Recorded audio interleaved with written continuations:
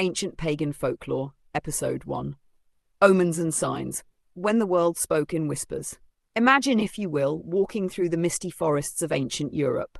The trees are tall and brooding, the air damp with the scent of moss and pine. For the Celts, the Norse, the Greeks, and countless other pagan peoples, this forest was not silent, it was alive with voices. Every rustle of leaves, every flight of a bird, every sudden storm was not random. It was a message, a sign, an omen. The ancients lived in a world where the veil between the visible and invisible was thin. The divine and the mortal worlds overlapped constantly. To survive, one had to learn how to listen. Birds! Messengers of fate. Birds were among the most important bringers of omens. A raven croaking above a battlefield might mean the god of war had chosen sides. A crow circling a homestead could foretell death, while a swallow nesting in the eaves brought blessings and prosperity. Among the Romans, augurs, priests trained in the art of divination, would watch the skies, studying the direction, number, and behaviour of birds. If they flew to the right, it was a favourable omen. To the left, misfortune might follow. In Celtic folklore, the wren was called the king of birds, sacred to druids. To kill one brought terrible bad luck, for the wren was a bearer of wisdom and prophecy. The owl, on the other hand, often carried darker meaning, a herald of death or a guide to the otherworld. Nature speaks in signs. The natural world itself was a living language. The sudden fall of a tree in calm weather, the unexpected bloom of a flower out of season, or the strange movement of clouds, all were interpreted as messages from the gods or spirits. Water was especially full of omens. To dream of a clear stream meant clarity was coming into one's life, but to see muddy or bloodied water was a warning of illness or betrayal. Wells, rivers, and lakes were sacred mirrors. Their ripples could foretell the future to those who dared gaze long enough. Fire and smoke. For peoples who lived by the hearth, fire was a divine being in itself. The way a flame danced, the direction of its smoke, or the sound of crackling wood carried messages. If the fire burned low and hissed, it might mean quarrels or bad luck. If it roared high and clear, blessings were near. In some traditions, throwing herbs or salt into the fire and watching how they burned was a form of divination. Sage that burned steady meant peace. If it flared or sputtered, conflict was near. Dreams, the night's omens. The ancients placed enormous value on dreams. They were not mere imaginings, but journeys of the soul, where gods, ancestors, and spirits whispered truths. A dream of losing teeth often foretold in the family. A dream of flying meant freedom or escape from danger. The Greek gods even had a deity for dreams, Morpheus, who shaped them. To the Celts, dreams often guided druids in prophecy. A dream could set the course of a life. The world as a living oracle. For pagans, omens and signs were everywhere because the world itself was alive. To ignore them was foolish, even dangerous. To pay attention was to live in harmony with the unseen order of the cosmos. A sudden chill, the cry of a fox at dusk, a candle guttering for no reason, none of these were dismissed as chance. Each was a whisper, an echo from the other world, guiding the seeker who dared to listen. Closing thought. The ancients believed that life was not random, but woven like a tapestry. Omens were the threads that peeked out, giving glimpses of the greater pattern. To walk their path was to live with eyes open, ever watchful for the subtle signs of the gods. Ancient Pagan Folklore, Episode 2. Charms and wards, the everyday magic of protection. Imagine an ancient village at twilight. The smoke of hearth fires drifts into the sky, doors are barred against the night, and families whisper prayers before sleep. Beyond the safety of firelight, the world teems with spirits. Some friendly, others mischievous, and still others downright dangerous. To survive, people didn't just rely on walls and weapons, they relied on charms and wards, woven with the quiet power of belief, knots, threads, and binding magic. Across cultures, the act of tying knots carried mystical power. To bind something with cord or thread was to trap or contain energy. Sailors in northern Europe tied knots into cords, each holding a different wind. Untying the right one would release the breeze needed for sailing. Knots were also protection. A red thread tied around the wrist could keep away the evil eye. In love magic, a charm of knotted hair or fabric bound two fates together. But beware, The same art could be used to curse to knot up someone's luck or health. Amulets of nature. The ancients believed the earth gave gifts with natural power. Certain objects were carried like shields against misfortune. Stones with holes in them, hagstones, hung above doors to keep out fairies and witches. Rowan berries, bright red, were strung on cords as charms against evil spirits in Celtic lands. Salt, pure and incorruptible, was sprinkled across thresholds around a bed for protection. Iron, sacred gods of war, repelled fairies and malicious spirits who feared its strength. Even today, echoes remain. The horseshoe above a doorway is a direct descendant of these older wards. The power of spoken charms, words themselves, were believed to carry a living force. A whispered phrase repeated 3 times could shield a person from harm. These spoken charms were often simple, rhythmic, and easy to remember.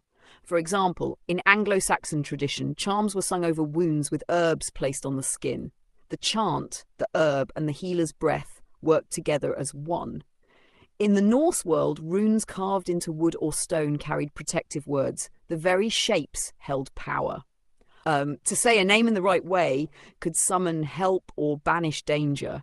To curse someone aloud could send ruin upon them. Household wards' protection wasn't only for people, but also for homes and families. Doorways were liminal places, thresholds between worlds, and so they were especially vulnerable. To guard them, people carved symbols into the wood, hung charms, or even buried protective objects beneath the doorstep. The hearth, the heart of the home, often had charms too. Bundles of herbs hung above it, ashes carefully arranged, and embers stirred with whispered blessings. Even animals were warded. Cattle, vital for survival, were marked with symbols of protection or had charms tied to their horns. The everyday magic. What makes these charms so fascinating is that they weren't reserved for priests or shamans alone. Ordinary people used them daily. A mother tucking a charm beneath her child's bed, a shepherd marking his flock, a traveller wearing a carved stone at his neck. Each act was both simple and sacred. Protection was not seen as superstition, but as common sense. Just as one locked a door or sharpened a spear, one wore a charm to keep unseen dangers at bay. Charms and wards remind us that the ancients lived in constant relationship with the unseen world. Their lives were woven with small acts of magic, practical yet mystical, blending faith and survival. These simple objects carried hope, fear, and power, turning ordinary life into a tapestry of protection. Ancient Pagan Folklore, Episode 3, Curses and Hexes, the dark hand of ancient magic. For every charm of protection, there was its shadow, the curse. The ancients knew that if words, symbols, and objects could protect, then they could also wound. Magic was never one-sided. It had 2 faces, light and dark, blessing and bane. Imagine standing in a marketplace in an ancient city. Behind the noise of trade, there might be whispers of betrayal, theft, jealousy. A wronged lover, a rival merchant, or even a neighbour might quietly turn to magic for revenge. And so curses were born, powerful, fearful acts meant to twist fate against another. Curse tablets. In Greece and Rome, one of the most chilling forms of ancient magic was the defixio, or curse tablet. Thin sheets of lead were inscribed with the name of the target and the harm intended, perhaps to silence their tongue, wither their trade, or turn love sour. The tablet would then be folded, pierced with nails, and cast into the earth, often in graves, wells, or sanctuaries of the underworld gods. Why there? Because curses were appeals to the dead and chthonic deities. The restless spirits beneath the earth were thought to carry the words upward into fate itself. Archaeologists have found hundreds of these tablets, some bearing crude drawings of bound figures, the victim symbolically trapped by the curse. The evil eye. Across the Mediterranean and into the Celtic world, people feared the power of the evil eye, a glance charged with envy or malice. It was believed that some eyes could drain luck, health, or vitality with nothing more than a stare. To counter it, amulets were worn, often shaped like eyes themselves, reflecting the curse back to its sender. Even gestures became charms. In Italy, the mano cornuta, horned hand, warded off the ill gaze. Yet the belief in the evil eye reveals something deeper. Curses did not always ritual or writing. Sometimes raw emotion itself, envy, hatred, jealousy, was thought to spill out and wound. Hexes in the north. Among the Germanic and Norse peoples, curses were bound to words of power, to carve runes with ill intent, to chant a verse backwards, or to call upon shadowed gods could twist fate against an enemy. In the sagas, there are tales of Seder workers, sorcerers and witches who could unman a warrior stealing his courage in battle. A single spell could drive cattle astray, wither crops, or send illness through a village. And yet Norse tradition was careful. For every hex cast, the danger of nidinga, dishonour, grew. To curse unjustly was to risk one's soul, bound forever to shame. Folk hexes and everyday malice. Not all curses were grand or formal. In villages, simpler hexes flourished. A witch might bury a charm of thorns beneath a doorstep to bring discord into a household. Milk could be blighted, so cows gave no cream. A carved doll stuck with pins might slowly weaken the one it represented. Sometimes the line between curse and justice blurred. A community wronged by a thief might approve of a hex laid upon them. To curse an oppressor was not seen as evil, but as balance, a dark mirror of protection. What made curses so powerful was not only the magic itself, but the belief in them. To know one had been cursed was often enough to bring misfortune through fear and expectation. Ancient magic understood the mind and its shadows. Belief could wound as deeply as any spell. This is why people clung so tightly to protective charms, blessings, and prayers. Without them, one felt naked against the unseen malice of others. Closing thought. Curses remind us that magic in the ancient world was never only love and light. It was raw, dangerous, and human. It could bless, but it could also destroy. And in that balance, fear and faith, curse and charm, the ancients lived every day. To walk through their world was to know that every word, every glance, every gesture might carry unseen weight. Magic was life itself, and life was never without shadow. Ancient Pagan Folklore, Episode 4, Fairy Lore and Otherworldly Beings. To the ancients, the world was not divided neatly into real and imagined. The land itself breathed with presence. Streams whispered, hills concealed secret halls, and crossroads were thresholds where the ordinary blurred into the uncanny. Out of this living landscape came the fairies, not the tiny winged figures of children's tales, but ancient, powerful beings that both blessed and cursed humankind. The Siddi, the people of the mounds. In Irish lore, the Eos or Cid were the people of the mounds. It was believed they lived beneath hollow hills, in barrows and ancient cairns. These were not mere graves, but doorways to the otherworld. The Cid were beautiful, terrible, and eternal. Some said they were the old gods themselves, diminished but not gone, retreating into the earth when humankind spread across the land. Others claimed they were spirits of nature, neither gods nor mortals, but something in between. To meet the Siddi was both a blessing and a peril. They might grant gifts of poetry, music, or skill, but they could just as easily steal one's health, mind, or soul. A human drawn too far into their world often returned different. Time moves differently. One of the most haunting features of fairy lore is the warping of time. Tales speak of mortals who danced with fairies for what seemed a single night, only to return and find that years, even centuries, had passed. This taught a caution. The otherworld was not bound by human clocks. To step into it was to leave behind the safety of mortal measure. Phantom animals and fairy hosts. The otherworld was not only inhabited by shining beings, but by strange creatures that crossed the veil. Phantom hounds with red ears were said to hunt across the moors. Horses of dazzling white might lure riders into swamps or carry them into realms unseen. There are tales of the wild hunt, a roaring procession of spirits, often led by a god or ghostly king, sweeping across the night sky. To witness them was dangerous, yet to join them was death. The sound of horns in the wind, the baying of hounds. It was said to mean souls were being gathered. Offerings and wards. Because the Fae were unpredictable, people learned to honour them with offerings. Bowls of milk were left at doorsteps. Crumbs of bread were set aside at the table, not out of worship but respect, a kind of truce with the unseen. At the same time, charms were made to protect against abduction or harm. Iron was feared by the Fae, so nails or blades were placed in doorways or sewn into clothing. Rowan wood was sacred, its red berries guarding against enchantment. Changelings. Perhaps the darkest thread in fairy lore was the fear of the changeling. It was believed that the Fae sometimes stole human infants, leaving behind a fairy child or a withered husk. Signs of a changeling included endless crying, a strange look in the eyes, or unnatural wisdom in a baby's speech. While these tales may reflect ancient attempts to explain illness or difference to the people of the past, they were very real terrors. Mothers would guard their cradles with iron tongues or place bread beneath the pillow to ward off the unseen hands of the Cid.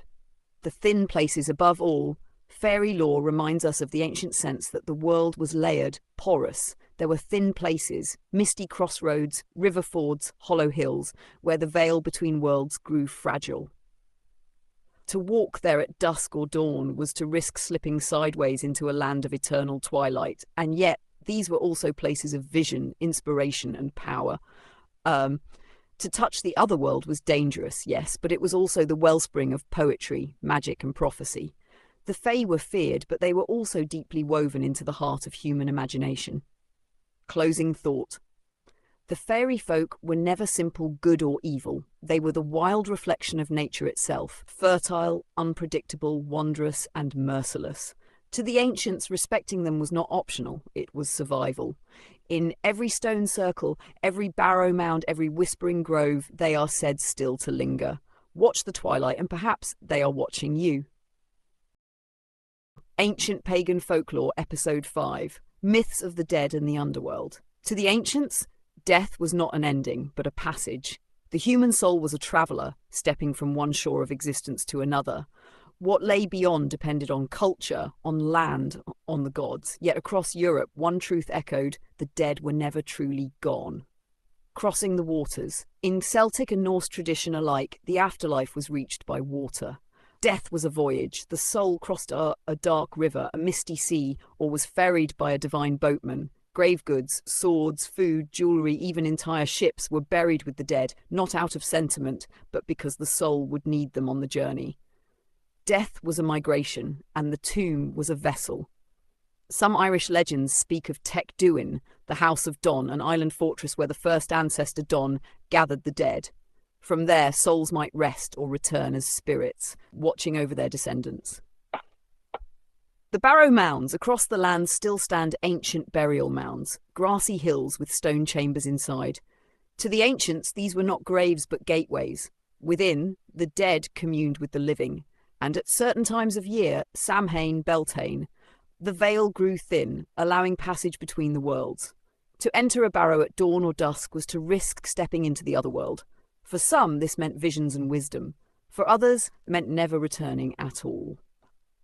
Guardians of the dead. The path to the afterlife was never free. Myths spoke of guardians who barred or guided the way. In Norse tales, the hound Garma howled before the gates of hell. In Greek myth, Cerberus, the three-headed dog, prowled at Hades' threshold. In Celtic lore, spectral hounds with red ears were said to guide or hunt souls in the night.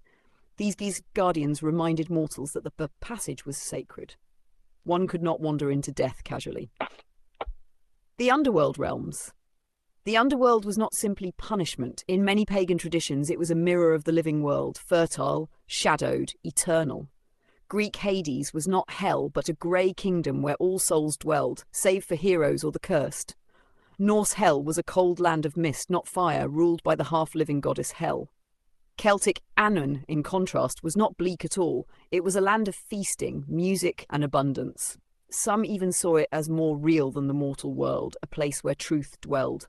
In these myths, death was not good or bad. It was the inevitable return to earth, to spirit, to the ancestors. The restless dead. Yet not all souls found peace. The restless dead lingered, sometimes as protectors, other times as terrors.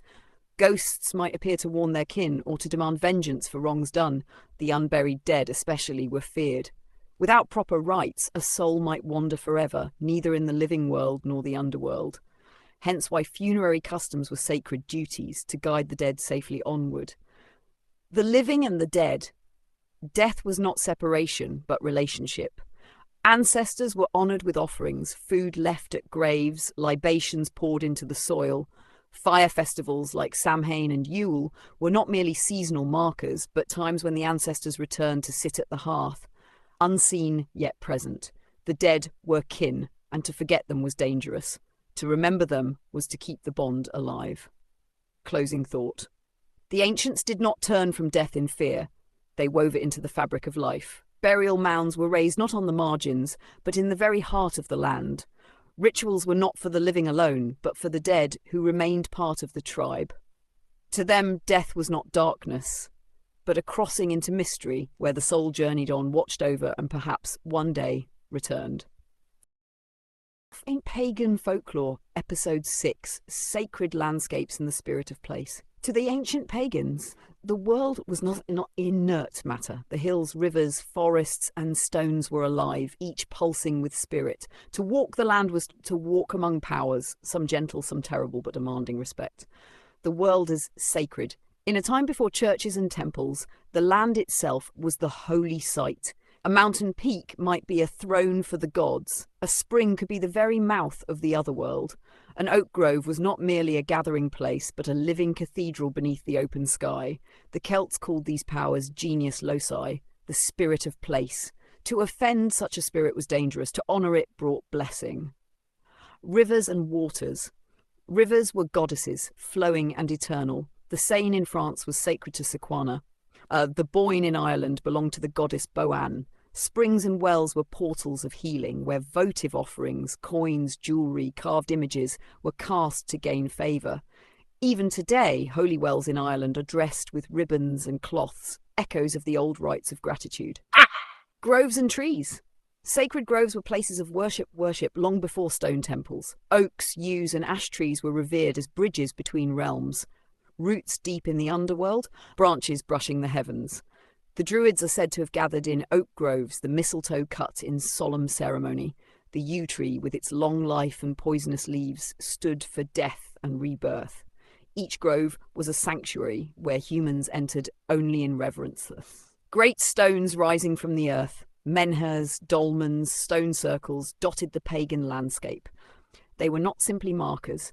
They were anchors of power, aligned with stars, solstices, and lunar cycles. Stonehenge, Karnak, Avebury, these were not ruins to the ancients, but living temples where earth and sky met. To stand within their ring was to stand in the heart of the cosmos. Even solitary stones set upright in lonely fields carried power. Folk traditions held that to sleep beside one might grant visions or madness. Mountains and wilds.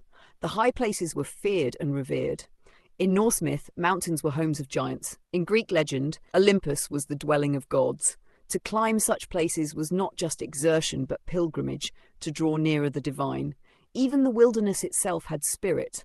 Marshes, caves and forests were liminal zones where one might stumble upon the other world unawares. Sacrifice and offering. Because the land was alive, humans owed it honour. Offerings of food, weapons or even human lives were given to rivers, bogs and groves.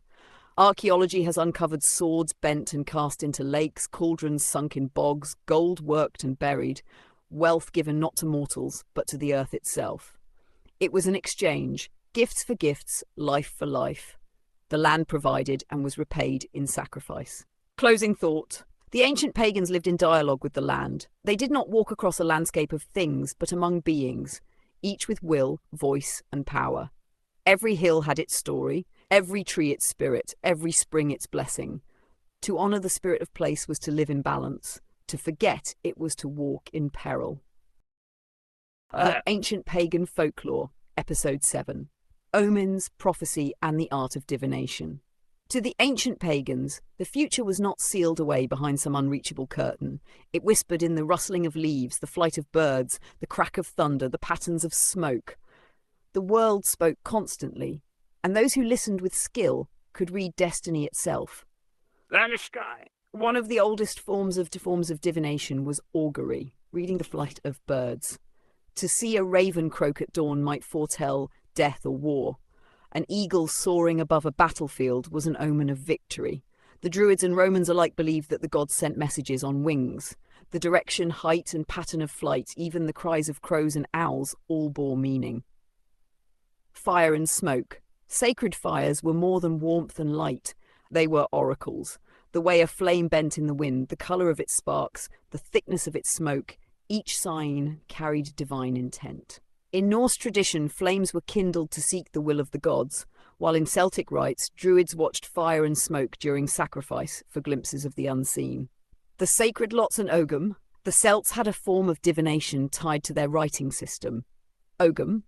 Small sticks carved with ogam marks could be cast like lots, their fall interpreted by the seer. Each mark was tied to a tree or concept: oak for strength, yew for death, birch for new beginnings. These were not simply yes or no answers, but poetic visions. The diviner translated the fall of the staves into story and warning. The entrails of beasts. Among some pagan peoples, sacrifice provided prophecy. The Romans especially practiced haruspicy, examining the entrails of sacrificed animals. The liver, considered the seat of life, revealed the will of the gods by its shape and colour. While grim to modern ears, such practices were seen as sacred exchanges, the animal's life given to reveal divine guidance for the tribe. Dreams and visions. For many, prophecy came not from ritual, but from sleep. Dreams were doors where gods and ancestors whispered truths. A dream of water might foretell a journey, a dream of fire, destruction, or renewal. In Irish myth, kings were often guided by dreams before great battles, and warriors received visions of their fate on the eve of war. Reading the world omens were everywhere, not just in ritual. A sudden storm before a journey, a hare crossing one's path, a tree struck by lightning, all were read as signs. For the pagan, nothing was random. The world was alive and filled with intent. The task of the seer was to read the hidden currents and translate them into human understanding. Closing thought. To divine was not to escape fate, but to glimpse it. The future, like a shadow, could be sensed but not fully grasped. Omens and signs reminded the ancients that they were woven into a greater pattern, and that pattern was always speaking, if only one dared to listen.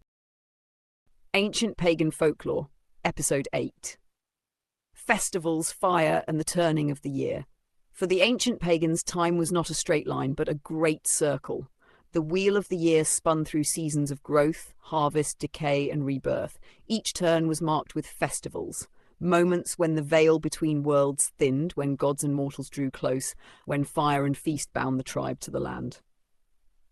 Imbolc, the quickening of life. As winter's grip began to loosen, Imbolc was celebrated in honour of Brigid, goddess of poetry, healing, and the forge. Candles were lit in every home, symbolising the returning sun. Milk flowed, lambs were born, and the people prayed for fertile fields. It was a festival of hope when the first whispers of spring touched the cold earth. Beltane, the fires of fertility. At Beltane, the tribe lit great bonfires on hilltops, flames leaping into the sky as cattle were driven between them for blessing. Men and women leapt the flames as well, binding themselves to life, passion, and fertility. The maypole, with its spiralling ribbons, was a dance of union between sky and earth, god and goddess. Lugnasodd, the first harvest, named after the god Lugh. This was a festival of abundance. Bread was baked from the first grains, offerings of fruit and honey were made, and contests of skill honoured Lugh's prowess as warrior and craftsman. It was a reminder that every gift of the field came at the cost of labour, sweat, and divine favour. Samhain, the Dark Gate. At Samhain, the year's cycle ended, and the spirits of the dead walked beside the living. Fires burned to keep away harmful spirits, while food was set out for the ancestors. It was not only a feast of the dead, but also a time of divination when the future could be glimpsed most clearly. Samhain's shadow lingers even now in modern Halloween. The solar festivals, solstices and equinoxes. The sun's journey was also honoured. Winter solstice, Yule, the rebirth of the sun, a promise of light returning. Evergreens decorated halls, symbols of life that endured the frost. Summer solstice, Litha, the longest day when the sun god stood at the height of his power. Bonfires and torchlit processions celebrated the abundance of life. Spring and autumn equinoxes, balance between light and dark, celebrated with offerings of seed and harvest. The sacred fire, at the heart of nearly every festival, was fire. It was not only warmth and light, but the very breath of the gods. Fire cleansed, blessed, and carried prayers upward. To walk between flames was to step into the realm of transformation. Closing thought. The festivals of the ancients remind us that life is not a march toward an ending, but a wheel forever turning. Each season has its gifts, its mysteries, its gods. To live in harmony with this cycle was the truest form of wisdom, to plant, reap, mourn, and rejoice with the rhythm of the earth itself. Ancient Pagan Folklore, Episode 9, Sacred Animals and Totems of Power. For the ancient pagans, animals were far more than companions or sources of food. They were messengers, guardians, omens, and embodiments of divine power. To see an animal in the wild was not merely to observe nature, it was to witness a spirit, a reflection of forces beyond human comprehension. Birds as messengers. Birds were among the most sacred creatures. Their flight connected the earth to the sky, their song carried omens, and their presence was read like scripture. The raven, a messenger of gods like Odin in Norse lore, associated with prophecy and battle, its black feathers symbolized mystery, wisdom, and death. The owl, often linked to underworld knowledge, the owl warned of danger and guided souls at night. The swan, seen as a symbol of purity, transition, and connection to the other world. Swans were often companions of goddesses and could guide humans across spiritual thresholds. The way birds flew, called, or nested was interpreted carefully. A sudden crowing in the morning could mean strife. A nightingale's song could signal love or inspiration. Every movement was language. Wolves, bears, and predators. Predators inspired awe and fear alike. Wolves, often messengers of the wild, guides in hunts, and symbols of loyalty and cunning. In some Norse tales, wolves were both guardians and harbingers of chaos, the duality of nature itself. Bears embodied strength, courage, and endurance. The Celts and Germanic tribes sometimes called upon the bear spirit in rituals to gain its protective and fierce qualities. Foxes and hares, tricksters, clever and elusive, representing cunning, adaptability, and the ever-shifting boundary between the mundane and the magical. Predators were not merely feared, they were respected as mirrors of human traits magnified in the wild. Horses and herd animals. The horse was sacred across pagan Europe. Its speed, beauty, and strength symbolized freedom and the soul's journey. White horses were especially powerful, guides to the otherworld, carriers of divine favor, and symbols of kingship. Cattle were life itself. They represented wealth, sustenance, and the favor of the gods. Many rituals ensured their protection, including charms, incantations, and seasonal blessings. To harm cattle without cause was a sin against both community and deity. Snakes and water creatures. Water and earth creatures held deep meaning. Snakes, guardians of hidden knowledge, cycles of death and rebirth, and chthonic power. In some myths, they carried messages from the underworld or presided over sacred springs. Fish and serpentine creatures, in rivers and lakes, they symbolized fertility, abundance, and the unseen flow of life. Water animals were particularly associated with the otherworld, creatures that could cross the surface between life and spirit, visible and hidden. Totems and animal guides. Beyond observation, many pagans believed in animal totems, spiritual companions that guided, protected, and taught. One might be called by the spirit of a wolf, a hawk, or a deer. The animal's traits became lessons to emulate: patience, courage, cunning, or grace. Totem animals were not always literal. Sometimes they appeared in visions, dreams, or omens. They were teachers, reminding humans that survival, insight, and connection often required observing the world from a perspective beyond our own. Animals in myth and story. Countless myths tell of humans transformed into animals, gods taking animal form, or creatures speaking directly with mortals. These stories were never mere fantasy. They were mirrors, revealing truths about behavior, morality, and the sacred patterns of life. The Celtic Cuchulainn was associated with hounds, linking heroism to loyalty and predatory skill. Odin's wolves and ravens reflect strategy, cunning, and connection to divine wisdom. In Slavic folklore, forest spirits might appear as deer, foxes, or owls, testing humans' respect for the wild. Animals carried the moral, spiritual, and mystical codes of the ancients. To ignore them was to walk blind. To respect them was to walk wisely. Closing thought. To the pagan mind, the world teemed with spirits. Birds in the sky, predators in the forest, cattle in the field, all were alive with divine energy. Observing them, learning from them, honoring them, this was not superstition. It was a path to understanding the invisible threads that bind life, the sacred in the mundane, and the wisdom that nature silently offers. Ancient Pagan Folklore, Episode 10, Legendary places and the power of stone. Long before cities and temples, the ancients marked the world with stone, not as decoration, but as living monuments, gateways, altars, and anchors of power. Each mound, circle, and monolith carried meaning, memory, and magic. To touch stone was to touch the divine. Stone circles and ritual sites. Stone circles like Stonehenge, Avebury, and the Karnak alignments were more than architectural feats. They were calendars, observatories, and sacred theatres of the cosmos. Solstices and equinoxes mark the turning of the year, with sunlight piercing the stones at precise moments. Seasonal rituals were performed within the circle, blending the cycles of the earth with human life. The stones themselves were believed to hold spirit. To move one carelessly was to invite misfortune. Stone circles were portals, thresholds between the human world and the divine, between life and the other world. Mounds, barrows, and ancestor altars. Burial mounds and barrows were living monuments to the dead, preserving the memory and power of ancestors. Inside, the deceased were accompanied by goods, weapons, jewelry, even entire boats to aid their journey. These mounds also functioned as portals. At certain times of year, the veil between the living and dead thinned, allowing communication through offerings, chants, and dreams.